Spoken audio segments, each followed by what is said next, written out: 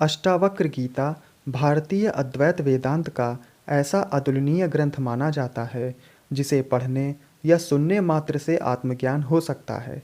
इस पुस्तक की महत्ता के संबंध में कहा जाता है कि नरेंद्र जब रामकृष्ण परमहंस जी के पास गए व परमात्मा का प्रमाण पूछा तो रामकृष्ण परमहंस जी ने उन्हें अष्टावक्र गीता पढ़ने को दी कि तुम इसे पढ़कर सुनाओ, मेरी दृष्टि कमजोर है।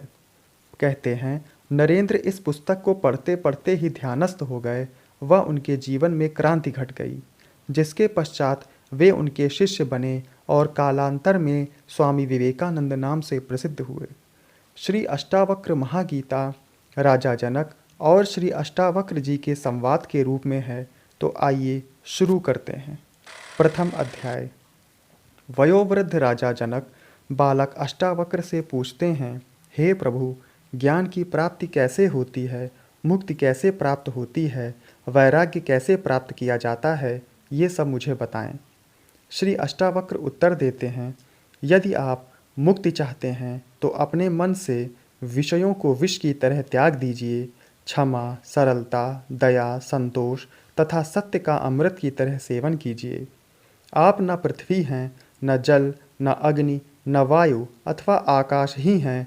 मुक्ति के लिए इन तत्वों के साक्षी चैतन्य रूप आत्मा को जानिए। यदि आप स्वयं को इस शरीर से अलग करके चेतना में विश्राम करें तो तत्काल ही सुख, शांति और बंधन मुक्त अवस्था को प्राप्त होंगे। आप ब्राह्मण आदि सभी जातियों अथवा ब्रह्मचर्य आदि सभी आश्रमों से परे हैं तथा आँखों से दिखाई न पड़ने वाले हैं। आप निर्लिप्त, निराकार और इस विश्व के साक्षी हैं, ऐसा जानकर सुखी हो जाएं। धर्म, अधर्म, सुख, दुख मस्तिष्क से जुड़े हैं। सर्वव्यापक आप से नहीं, न आप करने वाले हैं और न भोगने वाले हैं। आप सदा मुक्त ही हैं। आप समस्त विश्व के एकमात्र दृष्टा हैं, सदा मुक्त ही हैं। आपका बंधन केवल इतना है कि आप दृष्टा किसी और को समझते हैं।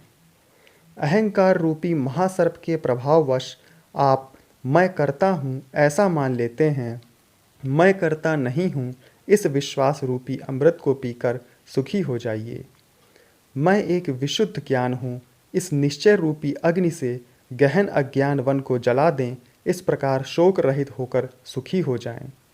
जहाँ ये विश्व रस्सी में सर्प की तरह अवास्तविक लगे, उस आनंद, परम आनंद की अनुभूति करके सुख से रहें। स्वयं को मुक्त मानने वाला मुक्त ही है और बद्ध मानने वाला बंधा हुआ है। यह कहावत सत्य ही है कि जैसी बुद्धि होती है वैसी ही गति होती है।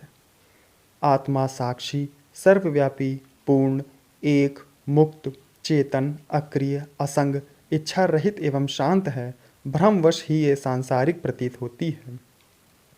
अपरिवर्तनीय, चेतन व अद्वैत आत्मा का चिंतन करें और मैं के भ्रम रूपी आभास से मुक्त होकर बाह्य विश्व की अपने अंदर ही भावना करें।